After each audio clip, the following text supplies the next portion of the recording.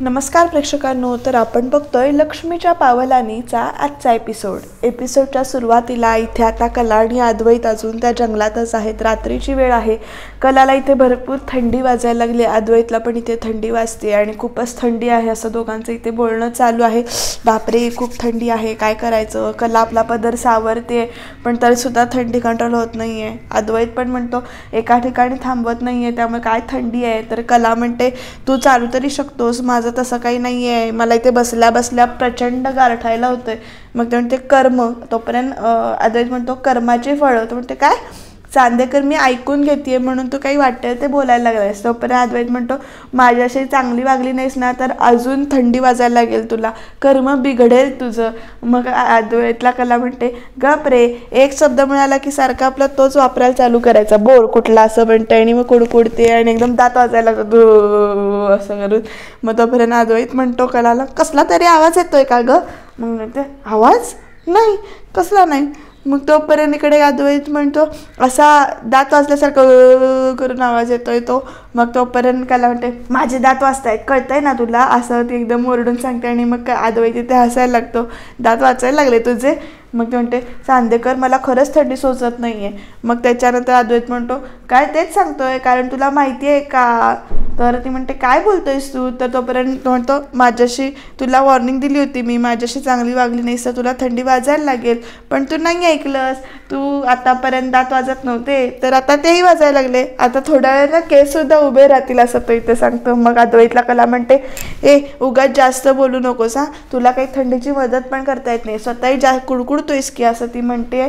आणि मग त्याच्यानंतर मी काय तुझ्यासारखा वीक नाही आहे, मला काही थंडी वाजत नाही आहे, मग कशी वाजेल, कोट आहे तर अंगावर. मग तो म्हणतो असा रागानं कोट काढतो बरं का, हाय घे कोट काढला असं म्हणून तो कोट असा फेकून देतो कलाच्या अंगावर.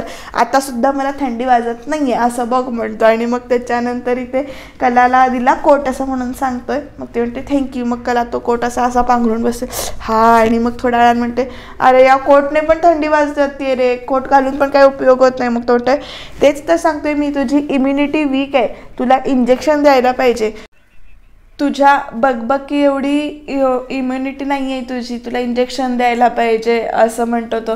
तुझ्या बगबगी एवढी तुझी इम्युनिटी स्ट्रॉंग असते ना तर एवढं लक्ष द्यायला नकोस तर. मग ती म्हणते बास तू कोट दिलायस ना तर तू आता कोट्या करू नकोस. मग तोपर्यंत अद्वैत म्हणतो तुझ्या किटकिटीपेक्षा माझ्या कोट्या उच्च कोटीच्या आहेत असं दोघांची ते तू मेमय चालू आहे. जरा तेवढीच मजा दोघांची चालू आहे. बघूया पुढे काय होणार आहे प्रेक्षकांनो. मग इथे कला म्हणते कसला तरी आवाज येतोय का तुला चांदेकर. तो म्हणतो कसला, दात वाजतायत कोणाचे तरी. गप्प बस, एक तर माझा कोट घालून बसलेस आणि मग मला सांग. मग त्याच्यानंतर कला म्हणते आता तर तू काय म्हणत होतास की इम्युनिटी आहे ना तुझ्याकडे आणि कर ना मान्य तुला थंडी वाजते ते. मग त्याच्यानंतर अद्वैत म्हणतो हे आता अचानक थंडी वाढली आहे म्हणून वाजते. मग त्याच्यानंतर ए हो का, ए चांदेकर मला ना एक भन्नाट आयडिया सुचली, आपण शेकोटी करूया. मग तो म्हणतो अरे वा चक्कू तुला आयडिया सुचली, चल चल शेकोटी कर शेकोटी कर. मग ती म्हणते जा लाकडं घेऊन ये जा. मग ती म्हणते तू पण चल माझ्याबरोबर. अरे माझ्या पायाला लागलंय ना, असं काय करतोयस. मग तू म्हणतो अरे हो तुझ्या पायाला लागलंय नाही का, मला लाकडं आणि तुला दोघींना धरावं लागेल, तर लाकडं कशी धरणार मी, तू लंगडी घालत यावं लागेल. मग ते म्हणते चिडवू नको, चिडवणार काय करणार, पळून नको. मग ती दगड मारायला लागते. मग तोपर्यंत इकडे अद्वैत पळत येतो आणि मग त्याच्यानंतर ते लाकडं घेऊन येतो. आणि मग बघूया पुढे काय होणार. ते लाकडं तर आणतोय पण शेकोटी पेटवणार कशी असा प्रश्न पडलाय. कला सांगते अद्वैतला खूप लांब जाऊ नकोस, मी इथे एकटी आहे आता. अद्वैत गेलाय लाकडं आणायला, तो गोळा करून आणतोय बरं का लाकडं. आणि असे लाकडं कलाच्या पायात टाकतोय आणि म्हणतोय हां आता पेटव शेकोटी. मग ती म्हणते चांदेकर अश्मयुग संपलं, पेटवायला काहीतरी द्या, तू बडबड आपोआप पेटतील लाकडं. असे इथे त्यांची मजामस्ती चालू आहे. तर इकडे सरोजला टेन्शन आलंय, सरोज इथे रडतीये, ती कंटिन्युअसली फोन लावतीये पण फोन काही इथे लागत नाहीये. बघूया काय होणार आहे, सरोजचा कॉन्टॅक्ट होतोय का. रजनी आबांना पाणी आणून देते, पाणी घेत नाही आहेत आबा, आणि मग ती सांगते की आबा तुम्ही काम करा, तुम्ही रूममध्ये जाऊन पडता का, आम्ही काही कळलं तरी तुम्हाला आम्ही येऊन सांगू, आणि तसंही कुणाला काही होणार नाही आहे, दोघांना काही होणार नाही, तुम्ही काळजी करू नका. आणि सौरभ आणि हे केलेत ना बघायला, तर आबा म्हणतात हे बघ मी ठीक आहे, दोघं माझी जोवर पोरं सुरक्षित आहेत अशी म्हणजे बातमी येणार नाही तोपर्यंत मला डोळा पण लागणार नाही. मग त्याच्यानंतर इकडे आबा मी काय म्हणते, पोलीस कंप्लेंट करूया का असं इथे सरोज विचारते. मग रजनी पण म्हणते की वहिनी नक्की मनातलं बोललात, पण तोपर्यंत कलाची आई म्हणते मी काय म्हणते सरोज मॅडम, पोलिसांना फोन करण्या अगोदर ना आपण एकदा सोहमरावांना फोन करून बघूया का. मग त्याच्यानंतर रजनी म्हणते हो मी करते लगेच, आणि मग ती फोन करायला लागते कारण त्यांचासुद्धा बऱ्याच वेळात फोन आलेला नसतो. तर सरोजसुद्धा इथे वाट बघते की काय होतंय का, पण फोन काही उचलत नाही आहे रजनीचा, सौरभ वगैरे सोहम फोन उचलत नाही आहे इथे. त्यामुळं सगळे परत इथे टेन्शनमध्ये आहेत. ट्राय करते परत ती, पण परत काही इथे फोन उचलला जात नाही आहे. बघू पुढे काय काय होणार आहे ते. फोन करते म्हणून त्या आतमध्ये निघून गेले आहेत. तर इकडे कलाची आईसुद्धा पाण्याचा इथे ग्लास ठेवून ट्रे वगैरे आत घेऊन गेली आहे. सरोजसुद्धा कंटिन्युअसली फोन करते, आणि इकडे सोहम त्याचे बाबा आणि तो घरात असे तिघजण जे बाहेर पडलेत शोधायला, तर ती इथे गाडी प्रत्येक ठिकाणी थांबवत आहेत. कला आणि अद्वैतचा फोटो दाखवून विचारतात टपरीवर किंवा बाकीच्या लोकांना की ह्या दोघांना तुम्ही कुठे बघितलात का, गाडीत नाही चालले होते वगैरे, असं सगळीकडे इथे चौकशी चालू आहे.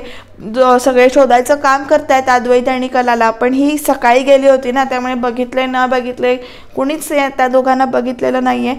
काय होणार आहे पुढे, कधी शोध लागणार आहे ह्या दोघांचा, कधी कॉन्टॅक्ट होणार आहे, जाणून घेऊया. उत्सुकता आपली इंटरेस्टिंग दिसतोय भाग, पुढे काय काय होणार आहे ते. तर इकडे तोपर्यंत आता सोहमला सरोज काकीचा फोन आला, अरे काही कळलं का बाबा, तर तो म्हणतो की नाही ग, सगळ्यांना विचारलं आम्ही पण त्यांनी कुणीच बघितलेलं नाही आहे. त्यांना म्हणते अरे देवा, मला असं वाटतं आता पोलिसात कंप्लेंट करायला पाहिजे. मग तो पण हो म्हणतो, तुला काही कळलं ना तर तू मला नक्की सांग असं इथे सरोज सांगते. आणि तो पण म्हणतो की तुला काही कळलं तर तू पण सांग, तू काळजी घे आम्ही बघतो, असं दोघांचं इथे बोलणं होतं. आणि आता पोलिसांना फोन करायचा या निर्णयावर पोचतायत. पण तोपर्यंत इकडे प्रेक्षकांनो इथे परत सगळे शोधतायत, पुढे जाऊन बघतायत अजून काही कळतंय का वगैरे. गाडी प्रत्येक ठिकाणी थांबून विचारतायत, तिथे माणसं शेकोटी करत बसलेत, त्यांना सुद्धा इथे विचारलं जातं की तुम्ही या कलाला आणि अद्वैतला इथे बघितलंय का. सगळे असे टेन्शनमध्ये आहेत तिघजण हे सुद्धा, कारण कुठेच या दोघांचा पत्ता लागत नाही, कुठेच ही दोघं दिसत नाहीयेत. आणि इकडे शेकोटी पेटलेली आहे. तोपर्यंत बघूया कला आणि अद्वैतची नोकझोक काय आहे. शेकोटी पेटलेली नाही ॲक्च्युली, दगडावर दगड इथे अद्वैत आपटतोय जसं काय. मग त्याच्यानंतर तो म्हणतो तसंही रोज दगडामुळे ठिणग्या मला पेटताना बघतात. मग तो म्हणतो कशा कुठे. मग त्याच्यामुळे अद्वैत कलाकडे बघून तर या दगडामुळे ठिणग्या. मग त्याच्यानंतर अद्वैतला कला म्हणते वा वा चांदेकर, चांगला होता, पण ना दगडावर दगड घासला की मग ठिणग्या उडतात, म्हणजे मला जर तू दगड म्हणालास तर तू दगड, असं म्हणून ती इथे हसायला लागते. आणि मग त्याच्यानंतर सॉरी असं वाटतं, आणि ती काय शेकोटी पेटतच नाही. मग ते म्हणते काय पेटते की नाही आज. चांदेकर एक आयडिया सुचली, आपण गाडीतलं पेट्रोल काढूया का. मग म्हणते तुझ्या डोक्यावर काय खरंच परिणाम झाले काय, तू वेडी आहेस का गं, काय तुला काही ती रिक्षा किंवा स्कूटर वाटली काय, का अंगावर केली आणि डिझेल किंवा पेट्रोल काढलं तर काही काय, गाड्यांबद्दल तू काही बोलतच जाऊ नकोस. मग ते एवढी पण मूर्ख नाही आहे मी, कळलं का, तू मला मूर्खात काढू नकोस हा. आणि हे बघ मी पेट्रोल काढायचं म्हणत होते, काहीतरी पद्धत असेल ना काढायची. मग तोपर्यंत तो म्हणतो एवढी पण मूर्ख नाही आहेस म्हणजे थोडीशी मूर्ख आहेस ना, तोंड बघितलंयस का आरशात, तुझ्याकडे बेसिक नॉलेज नाही आहे असं अद्वैत सांगतोय.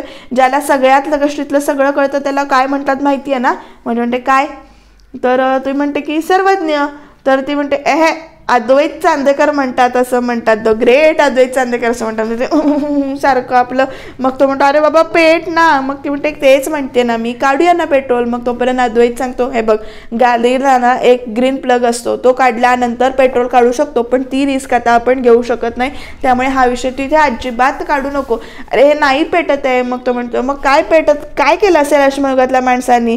मग अद्वैत म्हणतो ते काय मला काय माहीत, काय केलं असेल ते, मी होतो का तेव्हा, हे सगळं ना तुझ्यामुळे होतंय, इरिटेट व्हायला लागलंय आता मला. मग तो म्हणतो माझ्यावर गोष्टी ढकलू नकोस हा.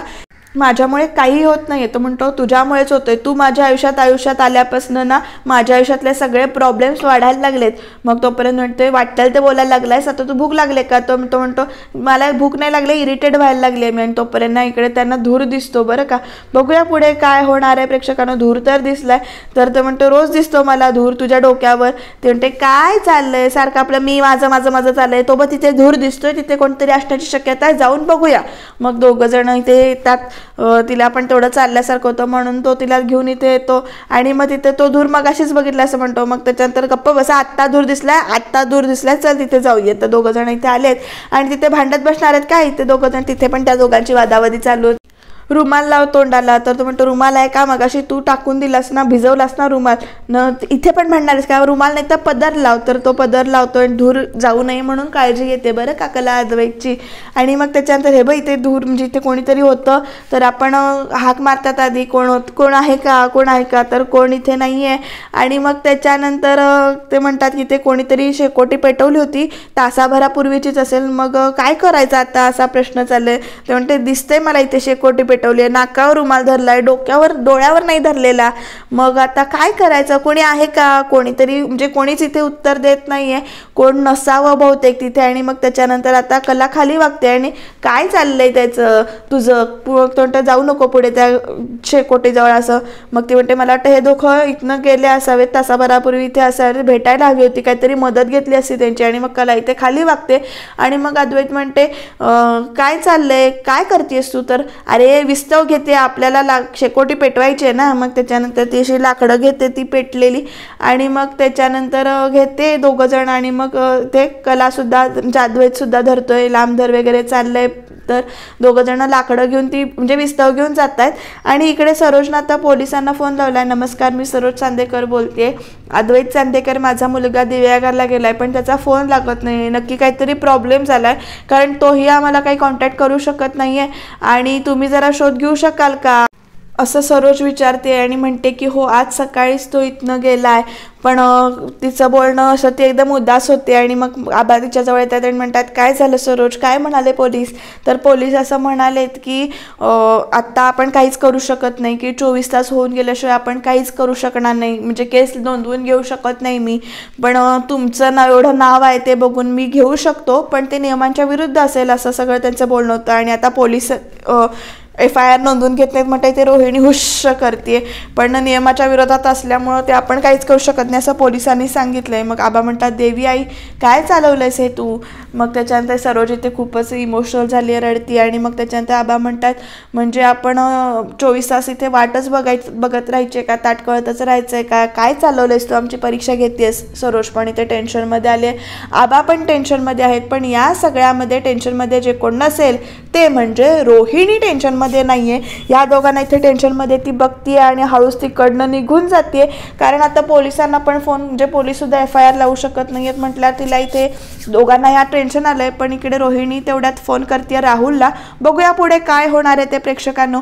तर इथे राहुलला फोन केल्यानंतर राहुल सांगतोय अजूनही मी ऑन द वेच आहे म्हणून. नेमकं कुठे आहे देव जाणे, किती वेळ सांगतोय ऑन द वेच आहे मी, अजून पोचतच नाहीये. मग थोड्या वेळात पोचीनच असं तो इथे सांगतोय. आणि मग त्याच्यानंतर इथे रोहिणी म्हणते गुड. मग राहुल विचारतो तिकडे ऑल ओके सगळं? तर ती म्हणते आपण सगळं ठरवलंय तसंच इकडे चालू आहे, जे काही ठरवलंय तसं. पण म्हणजे होता एक प्रॉब्लेम होता राहिला. सरोज वहिनीने इथे पोलिसांना फोन केला तेव्हा मी खूप घाबरले होते, पण पोलीससुद्धा आपल्याच बाजूने आहेत. म्हणतो म्हणजे तर पोलिसांनी सांगितले की 24 तास होईपर्यंत आपण FIR नोंदवून घेऊ शकत नाही, 24 तास पूर्ण होत नाही तोपर्यंत आपण काहीच करू शकत नाही असं पोलिसांनी सांगितलं. त्यामुळे आपल्याला आता टेन्शन नाही आहे.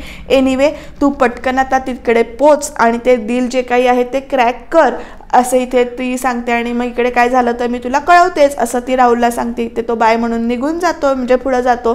तर बघू पुढे काय काय होणार आहे ते. तर रोहिणी ते म्हणते आता लव बर्ड्सना कोण वाचवते ते मी बघते. तर फायनली प्रेक्षकांनो इकडे शेकोटी पेटलेली आहे. कसं वाटतंय चांदेकर? मग ते म्हणते छान वाटतंय, खूप वर्षांनी शेकोटी समोर बसलोय. एक लहान होतो ना तेव्हा बसलो होतो. मग त्याच्यानंतर कला म्हणते आमच्या लहानपणी ना आम्ही इकडे खूप शेकोटी करायचो, म्हणजे शेकोटीजवळ बसायचो आम्ही, काय आमचे शेजारी काय, आणि असं शेकोटीत हुरडा पार्टी करायचो, शेकोटी पेटवून जाम भेंड्या खेळायचो, जाम मजा करायचो. कोजागिरीला तर चंद्र बघत आम्ही शेकोटी करून इथे दूध प्यायचो, खूप मजा यायची. मग अद्वैत म्हणतो की हे सगळं मला मजा करायला मिळालेली नाही. मग कला म्हणते नसते एखाद्याच्या नशिबात, तू नाही आहेस नशीबवान असं म्हटल्यावर अद्वैत गप्प बसेल. तो अद्वैत कसला? मग तो म्हणते हो का, मग मी मोठमोठ्या गाड्यांमध्ये फिरलोय, मी फॉरेनला जाऊन म्हणजे वेगवेगळी ठिकाणं बघितली आहेत, हे सगळं तू बघितलं नसशील ना, असं दोघांचं बोलणं चालू आहे. तेवढं तू नशीबवान नाही आहेस असं. मग हे सगळं करायला नशीब नाही, पैसा लागतो, पण पैसा असायला पण नशीब लागतं, असं दोघांचं चबळणं चालू आहे. तोपर्यंत कसला तरी आवाज येतोय आणि इथे कला आणि अद्वैत दोघं पण इथे घाबरलेत बरं का. अद्वैत स्वतःच घाबरलाय, पण तो कलाला सुद्धा देत होते, बोलू नकोस, थांब जरा. परत आवाज येतोय. मग परत इथे कला अशी चिकटते आणि घाबरते. तर अद्वैत शांत असं म्हणतोय आणि खूप घाबरू नकोस तू, शांत हट असं तो इथनं आवाज देतोय. कला त्याच्या मिठीत आहे बरं का. गेलं आणि मग गेल्यानंतर गेलं बहुतेक असं म्हटलं. तर कलाशी वर बघते आणि मग दोघं एकमेकांच्या नजरेत हरवतात 2 मिनिटासाठी. पण हा काही रोमॅन्स नाही आहे बरं का प्रेक्षकांनो, कारण त्याच्यानंतर दोघं जण इथे अक्षरशः तुम्ही करून भांडायला लागतात. नेमकं कुठल्या गोष्टीवरून दोघांच्यात भांडण होते बघूया आपण. दोघं एकमेकांपासून लांब होतात आणि मग अद्वैत म्हणतो हे तुझ्यामुळे होतं हे सगळं. मग तू म्हणते माझ्यामुळे? मी काय केलं आता? तर मग अद्वैत म्हणतो तुला चांगलंच माहिती आहे काय होतं आणि काय नाही. मग त्याच्यानंतर कला म्हणते तो जो काही प्राणी आला होता तो माझ्यामुळे आला होता, मी बोलवलं तुला असं म्हणणं आहे तुझं? मग ते म्हणते मग आणखीन कोण बोलवणार? मग कला म्हणते शक्यच नाही असं म्हणते आणि परत शेकोटीने इथे शेकायला लागते. आणि शेकता बघूया पुढे काय होणार आहे ते. तर इथे ती शेकते, दोघं जण इथे हात वीत असं घालून असं शेकतायत. आणि मग तोपर्यंत अद्वैतला इथे चटका लागतो, कारण कला काहीतरी करत असते. आणि तोपर्यंत अद्वैत म्हणतो मग हे सगळं तुझ्यामुळेच होतंय, मी तुला म्हटलं होतं, तू वेडीबिडी झाली आहेस का? मग कला म्हणते मी काय केलं? काही बोलतोयस तू असं म्हणून ते दोघं जण परत भांडताय तिथे. मी तुला हातही नाही लावला उगाचच काय. मग तोपर्यंत तू डोक्याला ताप देतेस माझ्या. मग तोपर्यंत कला म्हणते मी तुझ्या डोक्याला ताप देते, तू माझ्या डोक्याला ताप देऊ नकोस हा, उगाच तू काय मला इथे दोष द्यायला घेऊन आलायस का जंगलात, मूर्ख कुठला? मग तोपर्यंत इकडे कला अद्वैत म्हणतो मी मूर्ख वगैरे म्हणू नकोस हा, मी निघून जाईन ना. मग ते म्हणते जा रे, तू कुठे जाणार आहे? जाऊन जा, कुठे जातोयस तिकडे जा. मग ते म्हणते मी गेल्यावर घाबरशील, बेशुद्ध पडशील इथेच, तर मी घाबरणार, तू जा रे. मग तो म्हणतो मी चाललो रे. मग आता अद्वैत निघून गेलाय बरं का. दोघांची भांडणं झालेत, खरंच तो निघून गेलाय. आणि कला इथे 2 मिनिटं बसते, सगळं काय आपलं चाललंय माझ्यामुळे. आणि इथे अद्वैत इथे आलाय बरं का, खूप आतमध्ये चालत इथे आलाय. आणि त्याच्या इथे ना असं वातावरण असं शांत किर्र, झाडी वगैरे आहे, अंधार आहे. आणि तोपर्यंत काहीतरी पडतं त्याच्या अंगावर वरनं आणि तो म्हणतो कोण आहे असं तो घाबरून ओरडतो. 2 मिनिटं आपल्याला सुद्धा बघताना इथे भीती वाटते बरं का. आणि तो नंतर इथे असा उभा राहिलाय, कोण आहे असं करतोय, कुणाचा तरी आवाज येतोय. मग आपलेच पायथे वाजून वगैरे बघतो, कोण आहे असं करून विचारतो. आता नेमकं काय होणार? कोणतरी आहे का प्रेक्षकांनो तिथे? तुम्हाला काय वाटतं ते कमेंटमध्ये नक्की सांगा बरं का. आणि बघूया तो जरासं पुढे येतो आणि मग म्हणतो, विचार करतो अजून पुढे जाऊ का, काय करू असं तो इथे विचार करतो. माझं ठीक आहे, पण खरे तिकडे एकटीच उभी आहे बसली तिथे, पण ती घाबरत असेल, काय करू असं मग तो विचार करतो. आणि मग तिच्यासाठी तो इथे ना परत निघून जातो बरं का. आणि तो मागे फिरतो. तर इकडे कला तोच विचार करत असते की चांदेकर सोडून तर गेला नसेल ना, तो नक्कीच मला सोडून नाही जाणार.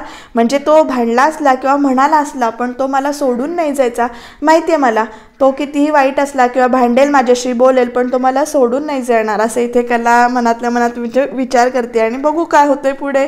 तर इकडे अद्वैत आलाय बरं का, पळत. तो स्वतःच आधी घाबरत आलाय. अरे ही तर नुसती बसलेली आहे, घाबरत नाही आहे ही अजिबात, शांतच बसून राहिले असं तो म्हणतो. आणि मग ही घाबरत नाही आहे, तर थांबा आता हिला घाबरवायची युक्ती करतो. आणि मग तो काय करतो, ती अशी कशी घाबरत मी बघतोच. आणि मग त्याच्यानंतर ना तिथले असे 4-5 दगड गोळा करून घेतो आणि असे हळूहळू मारत असतो. काय अद्वैत कलाला इथे मारते. आणि कलाला कळले की तो अद्वैत आहे, म्हणून तो इथे घाबरत नाहीये. आणि ती म्हणते एकदा दगड आला, दोनदा दगड आला, परत तरी पण घाबरत नाही. आणि ती अशी नुसती अशी बसून राहिली. तर घाबरत नाही म्हटल्यावर अद्वैत हळूहळू जवळ येतो आणि भ करतो, अरे तू घाबरली नाहीस असं आता कलाला ते अद्वैत विचारतोय. आणि कला त्याला काय उत्तर देते इंटरेस्टिंग आहे बरं का. कला त्याला डायरेक्ट बस म्हणते. तू घाबरली नाहीस, तू बस. अरे वाघाला घाबरतात, शेळीला नाही. तू मला शेळी म्हणालीस, सॉरी बोकड तू बोकड तर तू माकड, असं चालू असतं. गेला होतास ना, जरा शांतता होती, कशाला आलास परत. तू घाबरशील म्हणून मी परत आलो. काय बायकोची काळजी वाटली वाटतं तुम्हाला. तर असं ती म्हणते बायकोची काळजी वाटली म्हणून आलास, मग तोपर्यंत काय वाटेल ते बोलू नकोस हा. हे बघ परत तो नॉनसेन्स तो काही आहे तो सुरू करू नकोस. काय काळजी बिळजी वाटलेली नाही मला तुझी असं म्हणतो. तुला ना कबूल करायला मान्य करायला काही प्रॉब्लेम आहे का. तो म्हणतो काय मान्य करायचं आहे त्यात, नाही वाटली काळजी तर नाही वाटली काळजी. मग ती म्हणते मग मला माहिती आहे चांदेकर, तुला माझी काळजी वाटली म्हणूनच तू इथे परत आलायस ना, असं ती मनातल्या मनात म्हणते आणि असते. तसं चांदेकर तू वाईट नाही आहेस, तू क्यूट आहेस असं म्हणून त्याचे गाल धरते. माझे गाल सोड असं हे दोघांचं चालू आहे. आणि उद्याच्या भागात प्रेक्षकांनो काय होणार तुम्हाला माहिती आहे का. तर इकडे सरोजला आणि आबांना इथे रोहिणी सांगायचा प्रयत्न करते की काहीतरी ॲक्सिडेंट वगैरे झाला असेल किंवा जेव्हाचं काही बरं वाईट झालं असेल तर तिला गप्प बस असं इथे सरोजला सांगितलंय. आणि ह्या दोघांना इथे उद्या एक गाव सापडलंय, कारण ती चालत चालत वस्ती इथं आलेली आहेत आणि वस्तीवाले त्यांना इथे राहायचा आग्रह करतायत. आणि कला आणि अद्वैतमध्ये काहीतरी नोकझोक होणार आहे, त्याच्यामुळे अद्वैत हट होतोय. काय होणार जाणून घेऊया.